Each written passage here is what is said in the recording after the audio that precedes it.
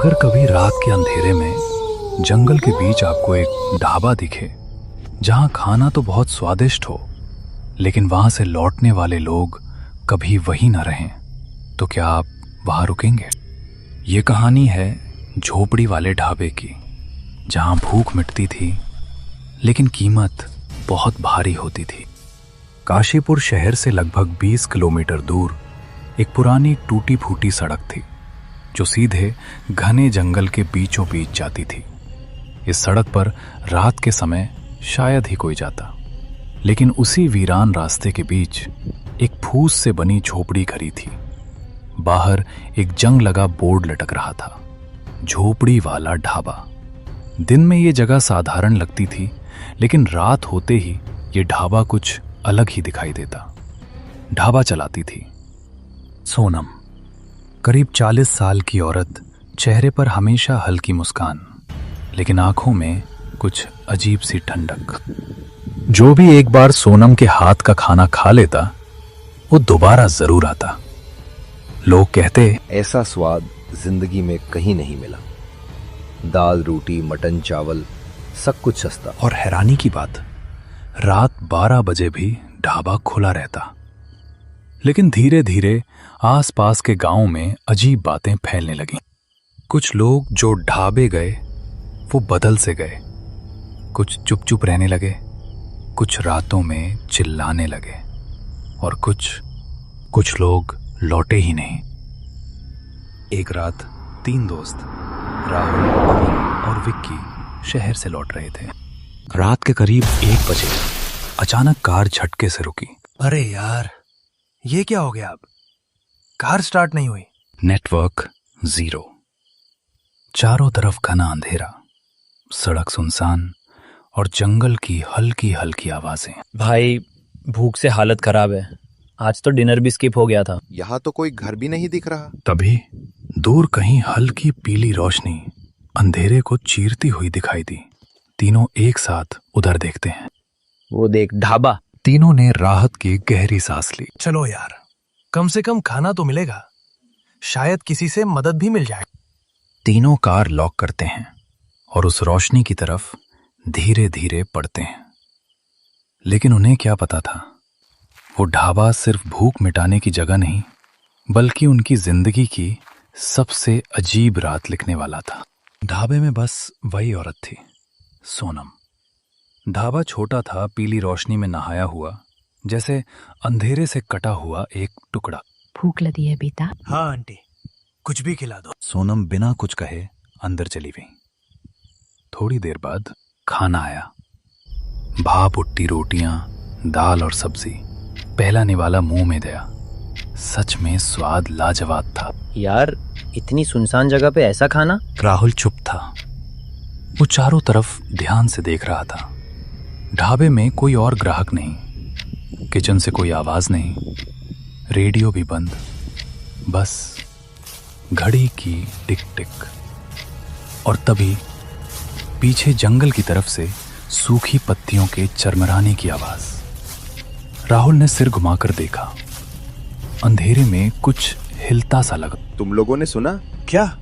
फिर वही आवाज, किसी के धीरे धीरे चलने की। सोनम चुपचाप कोने में खड़ी थी। उसकी नजर सीधे राहुल पर थी। कभी कभी खाने का स्वाद जितना अच्छा होता है, खामोशी उतनी ही डरावनी। और राहुल समझ गया, इस ढाबे में कुछ तो ठीक नहीं था। खाना खाते वक्त विक्की का हाथ अचानक कांपने लगा। यार, मुझे चक्कर आ रहा है। उसकी आंखें धीरे धीरे लाल होने लगी, सांस भारी। मुझे अजीब लग रहा है। अरे क्या हुआ तुझे? तभी सोनम ने बिना भाव बदले कहा, जंगल की हवा है बेटा, असर कर जाती है। उसकी आवाज में न चिंता थी न हैरानी। राहुल का ध्यान खाने से हट चुका था। उसकी नजर रसोई के पीछे गई। एक पुराना दरवाजा जो पूरी तरह बंद नहीं था, आधा खुला। दरवाजे के अंदर अंधेरा नहीं था, बस एक अजीब सी सफेदी झलक रही थी। राहुल धीरे से उठा, एक कदम आगे बढ़ाया। दरवाजा थोड़ा और खुला। अंदर हड्डियां, बिखरी हुई, पुरानी, सूखी इंसानी हड्डियां। राहुल की सांस एक पल को रुक गई। पीछे से सोनम की आवाज आई, बहुत पास से। देख लिया बेटा? राहुल पूरी ताकत से चिल्लाया, भागो। लेकिन तभी सोनम की आवाज बदल रही। अब उसमें अपनापन नहीं, ठंडा सन्नाटा था। अब बहुत देर हो चुकी है। तीनों ठिठक गए। सोनम की आंखें अंधेरे में चमक रही थीं। सालों पहले मेरा परिवार इसी जंगल में भूख से मरा था। हम रोए, चिल्लाए, मदद मांगे, लेकिन कोई नहीं आया। हवा तेज हो जाती है। तब से मैं ये ढाबा चलाती हूँ। वो मुस्कुराई, पर मुस्कान में इंसानियत नहीं थी। लेकिन खाना, जंगल में जो भटक जाते हैं वही मेरा सामान बनते हैं। राहुल का दिमाग तेजी से चल रहा था। एक रास्ता या एक अंत। कुछ जगहें सिर्फ भूख नहीं मिटाती, वे इंसानों को खुद भूख बना देती हैं। और उस रात जंगल ने 3 जिंदगियों पर नजर जमा ली थी। अमन और बिक्की पूरी ताकत से जंगल की तरफ भागने लगे। राहुल अपनी जान बचाने के लिए जंगल की ओर तेजी से भागता है। कांटेदार झाड़ियां पैरों को चीर रही थीं, सांस टूट रही थी, दिल जोर जोर से धड़क रहा था। पीछे से अचानक सोनम की हंसी गूंजी, खोखली, बेरहम। कोई नहीं बचता। वो हंसी जंगल में हर तरफ फैल गई, जैसे पेड़ भी उसे दोहरा रहे हों। तभी फटाक, जंगल के एक हिस्से में अचानक आग भड़क उठी। सूखी पत्तियां लपटों में बदल गईं। आग की रोशनी में सड़क की तरफ से लोग दौड़ते हुए आते दिखे। आग लग गई है, यहाँ कोई है क्या? शोर बढ़ता गया। राहुल ने हाफते हुए पीछे मुड़कर देखा। जहां सोनम खड़ी थी वहां अब सिर्फ धुआं था। वो जंगल में गायब हो चुकी थी, जैसे कभी इंसान रही ही ना हो। और वही ढाबा, पीली रोशनी, खामोशी और डर से भरा, लपटों में गिर गया। लकड़ी की दीवारें चरमराईं, छप्पर गिरा और कुछ ही देर में ढाबा राख में बदल गया। अमन और राहुल जमीन पर बैठ गए, कांपते हुए, खामोश। कुछ जगहें आग से मिट जाती हैं, लेकिन जो उन्होंने देखा होता है वो कभी नहीं मिटता। और उस रात के बाद राहुल और अमन जब भी किसी सुनसान सड़क पर पीली रोशनी देखते हैं तो रुकते नहीं, बस आगे बढ़ जाते हैं।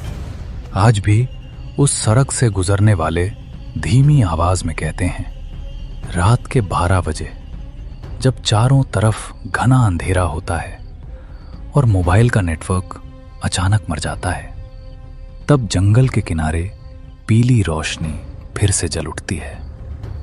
एक ढाबा जो नक्शों में नहीं पर यादों में जिंदा है। कुछ लोग कहते हैं वहां फिर से एक औरत दिखती है, खामोश, बिना परछाई के। और जब कोई रुकने की गलती कर बैठे तो हवा के साथ एक जानी पहचानी फुसफुसाहट आती है। भूख लगी है बेटा? सुबह होते ही न ढाबा मिलता है, न राख, न निशान, बस सड़क होती है और जंगल की भूखी खामोशी। कभी कभी सबसे डरावनी चीज भूत नहीं होती, बल्कि वो सवाल होता है जो अंधेरे में बार बार दोहराया जाता है। अगर कभी रात में जंगल के बीच कोई ढाबा दिखे तो याद रखना, कुछ जगहें भूख नहीं, आत्मा खाती हैं।